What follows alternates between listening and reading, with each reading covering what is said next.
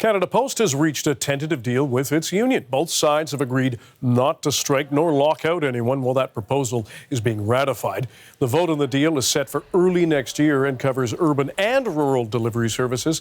It includes higher wages, more benefits, as well as a weekend parcel delivery model.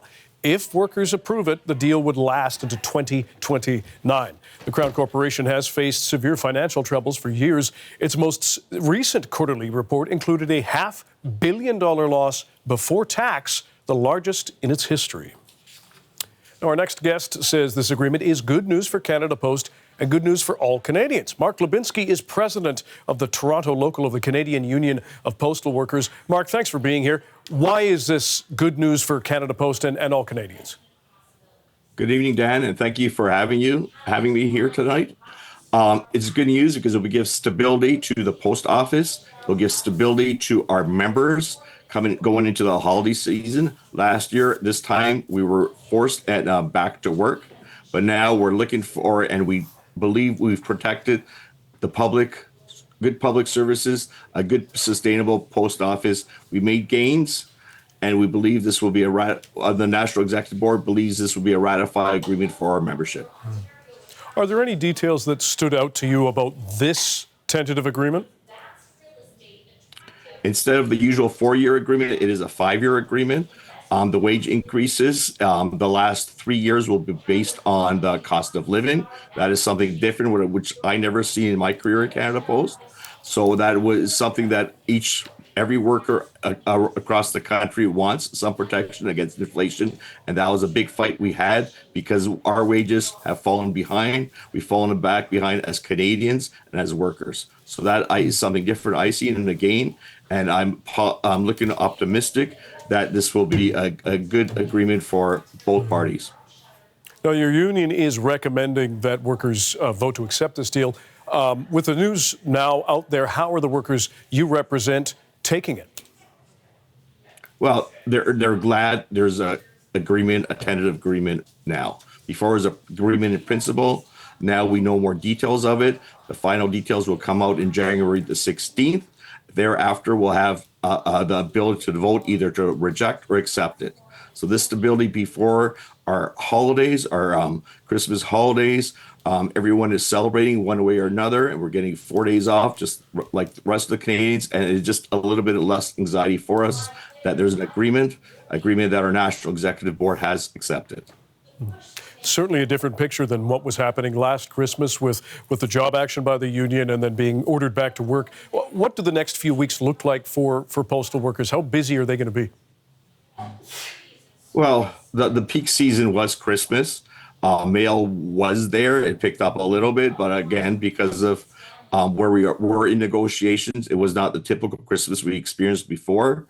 Last Christmas, there was a lot of anxiety from the membership, a lot of stress. We were on the picket line. We wanted to achieve a collective agreement through negotiations. Unfortunately, the government stepped in with Section 106, and they put a pause into our strike. It delayed it until April. There was strike actions as flyer bans, overtime bans, so to just prolong the strike activity.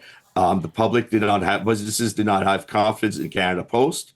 So now we're here where there is stability and there's a good agreement that seems to be good for both parties. And we made gains as postal workers. And this is something we're all looking forward to. Mark, you mentioned stability. The notes we had before mentioned that in the last quarter, Canada Post reported a before-tax loss of $500 million, and there was an order from the federal government to essentially revamp this corporation and home delivery for the 4 million Canadians that still get it.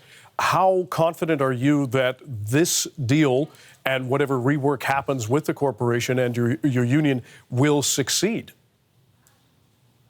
Well, I don't think it's in the agreement regarding door-to-door delivery. I think we still have the fight there. There has been no public consultation regarding dissolving door-to-door delivery. I believe where I live in the city of Toronto, residents want door-to-door delivery. Our union, the Toronto local, had a campaign. We informed the residents that your door-to-door delivery is being taken away by your MP, and we asked them to call the MPs, and they did. And the MPs went on radio complaining about postal workers going out there to protect our jobs and also protect door-to-door delivery. It does not make sense to have community mailboxes in a large center such as Toronto, Vancouver, Montreal, where the private companies will be delivering to your door and Canada Post will be delivering to a community box. We want Canada Post to succeed. I believe that fight is still there. It's something we'll still take on as a local, because door-to-door delivery is wanted by residents. 40% of Canadians is made up of seniors and the disabled.